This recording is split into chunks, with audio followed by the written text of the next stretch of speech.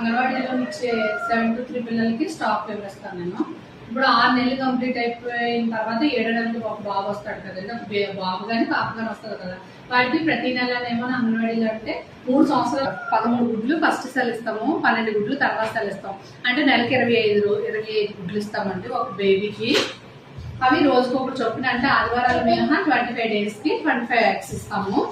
నెలకి 2 లీటర్లు 500 పాలు ఇస్తామండి. ఫస్ట్ సార్ ఏమో 1.5 లీటర్ పాలు, సెకండ్ సార్ ఏమో 1 లీటర్ పాలు.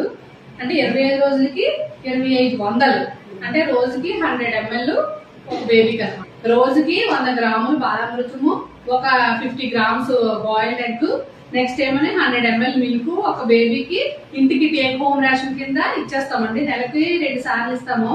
వాళ్ళు ఇంటి దగ్గర తల్లిదండ్రులు పిల్లలకి ప్రొవైడ్ చేస్తారనమాట. ఇది చూడండి, ఇందులో ఎన్ని ప్రోటీన్స్ ఉంటాయో చూడండి. ఇక్కడ అన్ని మేము చెప్పక్కర్లేదు, ఒకసారి చూస్తే మీకే విజువల్స్ లో తెలుస్తుంది.